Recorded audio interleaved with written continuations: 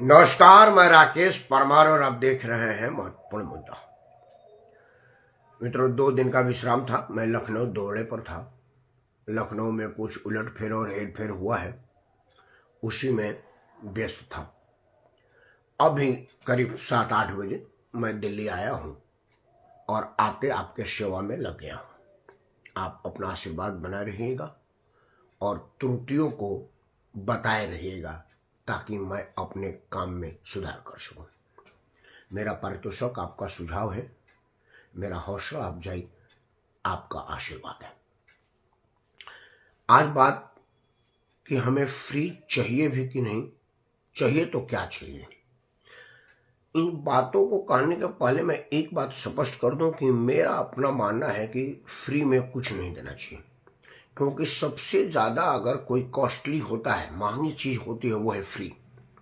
क्योंकि फ्री का कीमत जो चुकाना पड़ता है वो आप सब आम आदमी को समझ में नहीं आता, और हम देख रहे हैं फ्री की कीमत और उसका परिणाम भुगत रहे हैं। खैर, मेरा मानना है कि हम सब मेहनत कश लोग हैं। अगर हमें फ्री में मिलेगा तो हम लापरवाह हो जाएंगे, और अगर हम लापरवाह हो जाएंगे तो प्रोडक्शन बंद हो जाएगा, और अगर उत्पाद बंद हो जाएगा तो देश का विकास बंद हो जाएगा, जीडीपी घट जाएगी, और जीडीपी घट जाएगी तो देश का बढ़त रुक जाएगा। दुनिया के कई देश इसके उदाहरण हैं, जहां के नेताओं ने लोक लुभावन नारों से, लोक लुभावन नीतियों से वोट खरीदना चाहा। आज उस देश की स्थिति इतनी बदतर, इतनी लचर, इतनी बर्बाद हो गई है कि अब उसका सहारा भगवान है। बाहर से कर्जे पर वो देश चल रही है। वो छोटी छोटी देशें थी। हमारे जैसा भारी भरकम देश को कर्जा कौन देगा? हम अपने आप में कई देश हैं। इस पर विचार करके हम सबको सोचना पड़ेगा कि क्या हमें फ्री में कोई चीज चाहिए, क्योंकि फ्री में आता कहां से है?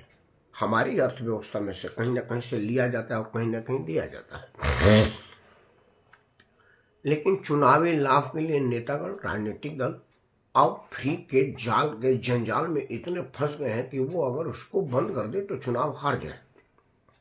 मैं आपको दावे के साथ कह सकता हूं कि ये जो 80-82 करोड़ लोगों को मुफ्त में अनाज दी जाती है, अगर वर्तमान भारत सरकार इसको बंद कर दे तो भाजपा का जमानत जब्त हो जाएगा पूरे देश भर में। इसलिए कि लोग आदी हो गए हैं, उनको लग रहा है कि अब ये मेरा हक है, अब इसको और बढ़ाओ। आरक्षण से हम भूग चुके हैं। आरक्षण हमारे संविधान निर्माताओं ने दिया था कि भाई थोड़ा इसको सहारा दे दिया जाए, कुछ सामाजिक विषमताएं अगर है तो। हालांकि कभी नहीं थी, लेकिन कुछ लोगों ने इसको काल्पनिक रूप से, छद्म रूप से तैयार किया था कि कुछ है। संविधान निर्माताओं, हमारे विद्वान लोगों ने कहा कि अगर कुछ है तो भाई इसको कुछ सहारा दे दिया जाए। लेकिन आज देखिए वो बढ़ती बढ़ती बढ़ती बढ़ती कई जगह तो 100% हो गई है। अब 100 के ऊपर कौन सा परसेंट होगा वो आप देख रहे हैं कि वो स्थिति इतनी, और उससे किसी का कोई लाभ नहीं है, सिर्फ बेमनस्य को बढ़ावा दिया जा रहा है और कुछ नहीं हो रहा है। वही हाल आज फ्री की है, मुफ्त की है। लेकिन अगर मुफ्त मजबूरी है, चुनावी लाभ लेने के लिए जरूरी है, तो क्या मुफ्त हो? मैं आज इसी पर चर्चा कर रहा हूं।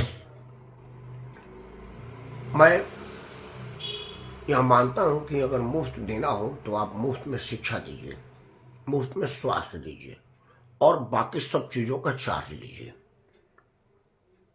देखिए, जैसे दिल्ली में अरविंद केजरीवाल ने महिलाओं के लिए बस मुफ्त किया है। समझने वाली बात है कि महिलाएं रोज स्कूल, कॉलेज या कहीं तो जाती नहीं है, और जो नौकरी पेशा महिलाएं हैं उनका आर्थिक स्थिति ठीक है, वो टिकट खरीद सकती हैं। जो कामकाजी महिलाएं हैं उनको साल, 2 साल, 3 साल में कभी एक बार जाना होता है, उसका कोई इस्तेमाल नहीं है। लेकिन मुफ्त का नाम है कि हम मुफ्त दिए हुए हैं। लेकिन अगर शिक्षा मुफ्त कर दिया जाए तो वो जो अनपढ़ महिला है, अशिक्षित लोग हैं, वो उसको पढ़ करके समझ जाएंगे कि मुफ्त कुछ नहीं है, वो हमारा ही है। एक तरफ से लिया जा रहा है, दूसरी तरफ दिया जा रहा है, बीच में बल्कि कमीशन कमाया जा रहा है। आपने सुना होगा ना कि अखिलेश सरकार जब मुफ्त में लैपटॉप बांटी थी उसमें घोटाला हो गया था। अब आप समझिए कि मुफ्त में भी घोटाला है। लोग इसमें घोटाला, हमको तो मुफ्त में मिल रहा है। नहीं, आपको मुफ्त में मिल रहा है, हाँ मिश्रा जी को पढ़ा। लेकिन उसमें भी घोटाला है। तो अगर आप शिक्षा को मुफ्त कर देंगे तो होगा क्या कि सब लोग शिक्षा के प्रति आकर्षित होंगे, शिक्षित होंगे, और शिक्षित होंगे तो समझेंगे कि मुफ्त कुछ नहीं होता भाई, हमारे लिए जरा हमको दिया जा रहा है। और अगर आप स्वास्थ्य को मुफ्त कर देंगे तो स्वास्थ्य एक ऐसा चीज है जिसमें पता ही नहीं है कि कितना रुपया खर्चा हो, अनलिमिटेड खर्च है। तो आप अनलिमिटेड खर्च को करिए, क्योंकि कई बार कई लोगों के घर की माली स्थिति इतनी खराब हो जाती है एक बीमारी से, क्योंकि बीमारी में अंदाज नहीं कि कितना रुपया लगेगा। तो एक अस्वस्थ आदमी किसी काम का नहीं होगा, वो परिवार के 2 आदमी को और डिस्टर्ब किए रहेगा। लेकिन अगर स्वास्थ्य मुफ्त हो जाएगा तो परिवार के लोग उसको अस्पताल में छोड़ देंगे और अस्पताल वहां मुफ्त में इलाज करेगा, और तब वो स्वस्थ होकर आएगा तो पूरे तन मन और समर्पण से राष्ट्र के विकास में काम करेगा। हमको ना तो बिजली मुफ्त चाहिए, ना तो हमको राशन मुफ्त चाहिए, ना ही हमको कुछ मुफ्त चाहिए। हमें 2 चीज मुफ्त कर दो, लेकिन यह सरकारें नहीं कर सकती। आपको कुछ उदाहरण बता रहा हूं। मैं लखनऊ में था तो आला दर्जे के लोगों से मुलाकात हुई। कुछ लोगों से मुलाकात हुई जो बिल्कुल सर्वोच्च सीट से सेवानिवृत्त हुए हैं। मैं उनका नाम नहीं लूंगा क्योंकि छोटी मुंह बड़ी बात, मेरी औकात उनका नाम लेने का नहीं है। वो एक महान शख्सियत है, मेरे तो बड़ा आदरणीय है। वो उनका बड़प्पन है और मेरा सौभाग्य है कि वो अपने पास मुझे बैठा लेते हैं, मुझसे बतिया लेते हैं। ये मेरे लिए बड़ा गौरव की बात है। और उन महान शख्सियत की बड़प्पन है कि वो मुझे बैठा लेते हैं अपने बगल में। इसके लिए जितनी उनकी तारीफ की जाए कम है, और वो बिल्कुल पूजा के लायक है। उन्होंने कहा कि राकेश, सरकार सड़कें बना रही है। मैंने बोला सर ये तो बड़ा जरूरी है। बोला सड़क इसलिए बना रहे हैं कि उसमें कमीशन आ रहा है। सड़क की जगह अस्पताल में डॉक्टर तैनात क्यों नहीं कर दे रही, स्कूल में अध्यापक तैनात क्यों नहीं कर दे रही है। तो मुझे लगा कि यार ये तो सर बिल्कुल ठीक है, मतलब नहीं है। बोला वो मैं अपने गांव की बात कह रहा हूं। उन्होंने बताया कि 1903 में उनके गांव में एक प्राइमरी स्कूल था। 30-40 साल बाद मिडिल स्कूल आया, कक्षा 6-7 वाला। तो प्राइमरी स्कूल के बच्चों को 6-7 वाले बच्चे धकिया के बाहर कर दिए। वो पेड़ के नीचे बैठ करके पढ़ रहे थे। जब बारिश होता था तो नहीं आते थे। और कहे कि 60 पैसा 2004-05 में जाकर के मिडिल स्कूल का विद्यालय बना। उस विद्यालय में आज बच्चे पढ़ रहे हैं और पुराना विद्यालय काम में है। मतलब बताइए, एक देश, किसी देश के अंदर 1903 में जहां एक प्राइमरी स्कूल कायम हो गया था, वहां 2004 में प्राइमरी स्कूल बना। समझिए कि क्या हो रहा है। बोला कि सड़कें बन गई हैं, उस सड़कों का क्या करेंगे, गांव में तो किसी पास गाड़ी ही नहीं है, उस सड़क पर चलेगा कौन। हमने बोला सर, अमेरिका के राष्ट्रपति ने कहा था कि अमेरिका सशक्त इसलिए नहीं है कि उन्होंने सड़क बढ़िया बनाया है, अमेरिका सशक्त इसलिए कि उसके पास सड़क बढ़िया है। बोला नहीं, वो तुम्हारे उदाहरण ठीक है, लेकिन सड़क तब बनेगी ना जब उस पर कुछ चले, गाड़ी हो, व्यापार हो। तुम्हारा कहना है कि मैं कहा सर वो खेती में किसान का अनाज बर्बाद हो जाता है, सड़क बढ़िया हो तो जल्दी शहर में आ जाएगा। मैंने अपना उदाहरण लिया। बोला वो खेत करने वाला कामगार होगा तब ना, वो तो चौकीदारी करने के लिए दिल्ली, बॉम्बे, कलकत्ता, अहमदाबाद गया हुआ है, क्योंकि घर में खेती योग्य भी उसके पास संसाधन नहीं है। अगर गांव में तुम सशक्त करोगे, रोजगार दोगे, गांव में एक स्कूल दोगे कि 6, 4, 5, 10 तक का, तो मैं बल्कि कहा कि सर आपके गांव में एक विद्यालय नहीं है और आप सर्वोच्च शिखर तक पहुंच गए। प्रदेश में ईमानदारी का आपका नाम है, लोग आपका नाम का दिया जलाते हैं कि भाई ये फलाना सिंह है। मैं चूंकि आपका नाम नहीं रख रहा हूं, मैं क्षमा चाहूंगा। तो बोले कि नहीं, वो एकमय हो गया, बाकी लोगों का क्या है। अगर वहां पर विद्यालय हो, चिकित्सालय हो, अस्पताल के बड़ा अस्पताल बनी है, डॉक्टर ही नहीं है, तो सड़क बने बिल्कुल जरूरी है। लेकिन समावेशी विकास तब हो जाए जब सड़क के साथ साथ स्कूल में अध्यापक तैनात होगा, अस्पताल में डॉक्टर और दवा होगा।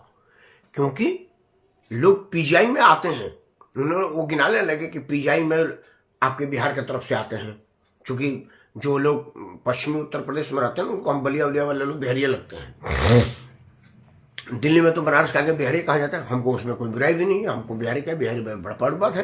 तो वो कहे कि आपके बिहार की तरफ से आता है, इधर नेपाल की तरफ से पीजीआई में आता है। मैं लखनऊ में रहता हूँ, पीजीआई कभी जाता हूँ किसी को मिलने उलने के लिए तो देखता हूँ कि ये नेपाल से कहाँ से लोग आ रहे हैं। तो अगर आप अलग अलग जगहों पर इसी तरह का पीजीआई बना देंगे तो लोग वहीं भीड़ वहीं रुक जाएगी, अस्पताल वहीं करेगा, क्योंकि लोगों के पास भाड़ा खर्चा करके आने का पैसा तक नहीं है, कुछ लोग रास्ते में मर जा रहे हैं। तब मैंने कहा कि इस विषय पर वीडियो बने, क्योंकि मेरा मुद्दा ही है कि महत्वपूर्ण मुद्दे को ही मैं उठाता हूं और आपका आशीर्वाद प्राप्त करने का प्रयास करता हूं। तो मित्रों, वो महान शख्सियत का नाम रख करके मैं अपना भाव नहीं बढ़ाऊंगा, अपनी वैल्यू नहीं बढ़ाऊंगा, उनका वैल्यू कम करके। वो महान शख्सियत है, उन्होंने मुझे इजाज़त नहीं दी अपना नाम रखने का, और मैंने उनको पूछा भी नहीं कि सर आपका नाम रख सकता हूँ कि नहीं, इसलिए मैं उनका नाम नहीं रख रहा हूँ। लेकिन उनका जो कहना था, वो अनुभवी आदमी है, उत्तर प्रदेश के सरोज सीट से सेवानिवृत्त हुए हैं और उनका काम करने का तजुर्बा है। वो अपने तजुर्बे के आधार पर कह रहे हैं कि सड़क बन रही है, सही बात है, लेकिन अस्पताल में डॉक्टर तैनात हो, विद्यालय में अध्यापक तैनात हो और उच्च क्वालिटी की शिक्षा अगर ग्रामीणों को मिलेगा तो वो शिक्षित होंगे और बड़े अफसर बनेंगे। मैं मानता हूं कि यह होना चाहिए। मैं यह भी मानता हूं कि सड़क भी होना चाहिए, क्योंकि सड़क होगा तभी अस्पताल से डॉक्टर जल्दी से शहर की तरफ एम्बुलेंस लेके आएगा या भेजेगा। लेकिन समावेशी विकास तब होगा जब सड़क भी हो, स्वास्थ्य भी हो और शिक्षा भी हो। और मुफ्त में तो कुछ भी ना हो, और अगर हो तो सिर्फ स्वास्थ्य और शिक्षा हो, बाकी कुछ ना हो। मित्रों, आपसे हाथ जोड़ कर प्रार्थना करता हूं कि आप इस मुहिम में भाग लें। जब चुनाव में, जैसे दिल्ली में चुनाव होने वाला है, बिहार में कुछ दिन बाद चुनाव होने वाला है, जहां जहां चुनाव हो रहा है, अगर कोई नेता आपके पास आए और मुफ्तखोरी की बात करता, आप उसको बोले रुक जा भाई, मैं विकलांग हूं कि मैं मुफ्त में लूंगा, मैं लापरवाह और लाचार हूं कि मुफ्त में लूंगा, मैं मेहनत का आदमी हूं, मैं पढ़ा लिखा आदमी हूं, मेरे को पढ़ाई का माहौल दे, मेरे बच्चों को उच्च शिक्षा दे और वो मुफ्त में दे ताकि वो बढ़ करके बड़े अफसर बने।